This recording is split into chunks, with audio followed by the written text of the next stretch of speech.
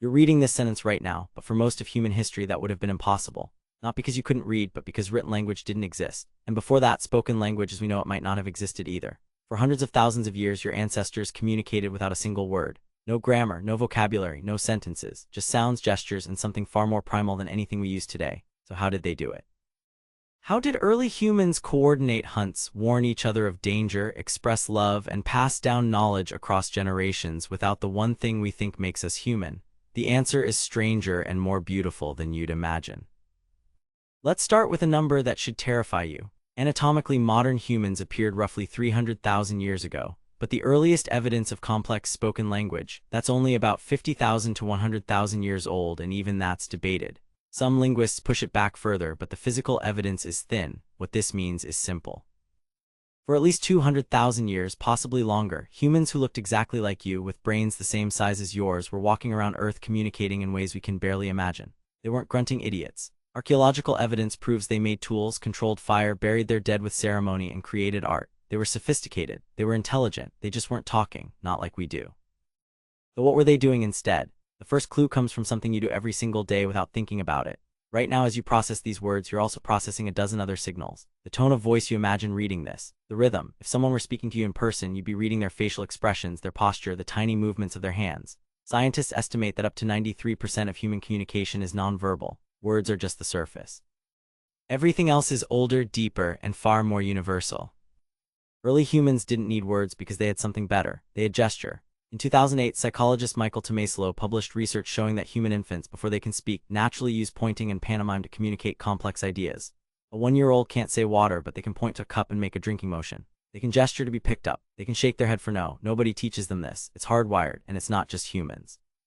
Our closest relatives, chimpanzees and bonobos, use dozens of distinct gestures to communicate. They wave their arms to signal play. They extend a hand to beg for food. They stomp to show aggression. But here's the difference. Human gestures are far more flexible. A chimpanzee's gesture means one thing. A human gesture can mean different things depending on context, and early humans exploited this flexibility to the extreme.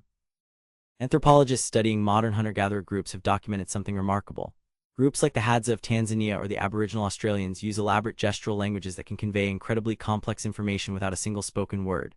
A hunter can silently communicate the size of an animal, the direction it's moving, how far away it is, and what strategy the group should use to kill it, all with hand signals. These aren't primitive systems. They're sophisticated, grammatical, and fully capable of abstract thought. Some researchers believe this is exactly how early Homo sapiens communicated before spoken language evolved. Not random gestures, but a full gestural grammar as complex as any spoken language today. But gestures have a fatal flaw. You can't use them in the dark. You can't use them when someone's back is turned. You can't use them while your hands are busy carrying a child or holding a tool. This is where sound comes in, but not the sounds you're thinking of. Before words, there were calls. Every primate species has a repertoire of vocalizations. Vervet monkeys, for example, have distinct alarm calls for different predators. One call means eagle, and the troop looks up. Another means leopard, and they climb trees. A third means snake, and they scan the ground. These aren't words. They're fixed signals, genetically programmed responses to specific threats. Early humans almost certainly had similar systems, but they took them further.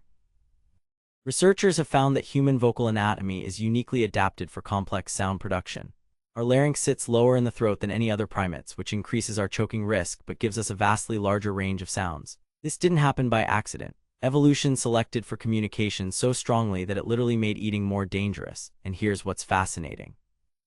This anatomical change appears in the fossil record long before we have evidence of complex language. Homo heidelbergensis, which lived 600,000 years ago, already had a descended larynx. They could make the sounds, they just might not have been using them for words yet. So what were they using them for? Music. In 2009, archaeologists discovered flutes carved from vulture bones in caves in Germany. They're 40,000 years old, the oldest known musical instruments, but the impulse to make music is far older. Ethnomusicologists have documented that every human culture on Earth has music, every single one, and music does something that gestures can't. It synchronizes groups. When people sing together or drum together, their heartbeats literally begin to align. Their breathing synchronizes. They move as one. For early humans coordinating a hunt or defending against predators, this synchronization could mean the difference between life and death. Some scientists now believe that music came before language, that early humans sang before they spoke. Not songs with words, but rhythmic vocalizations that conveyed emotion, intent, and group cohesion. A rising tone for excitement, a falling tone for sadness, a steady rhythm for calm. These proto-songs would have been perfect for communication around a fire at night when gestures were invisible, or across distances where visual signals failed. And over time, these musical calls became more complex, more varied, until they started to break apart into discrete units: syllables, phonemes, words.